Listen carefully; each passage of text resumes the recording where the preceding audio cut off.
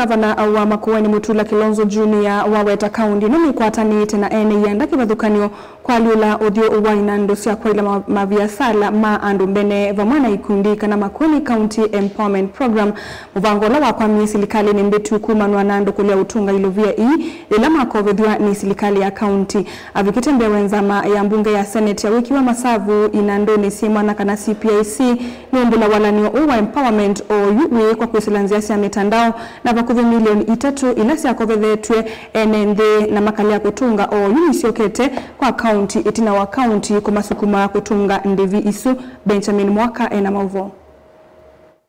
Embe wanzamaya Civic Governor Mutula ni waiki vya county inae na madhia maingi mailovia kulea kutungwa ni enembe mamina kuikovidwa ni county na ukanambe liendesye ituminene ne enembe kuingianiwa ni atiti mayika itunge ilovia kwa zilikale ya Makueni.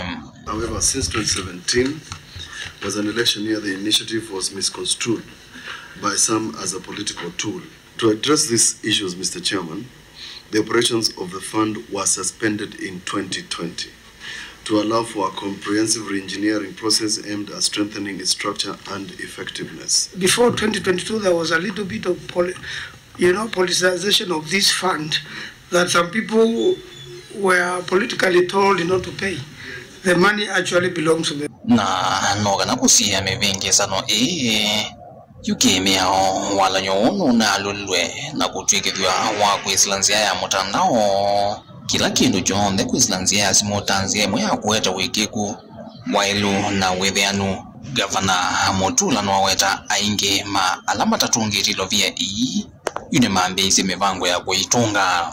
Mr. Chairman, we have successfully entered into an agreement with Safaricom. Is an additional comment to disburse these loans. We have piloted this fund was actually exhibited in the Devolution Conference in Homa Bay, and we are now about to lift the suspension of borrowing, because now it will be done the same way you do M-Shwari, same formula.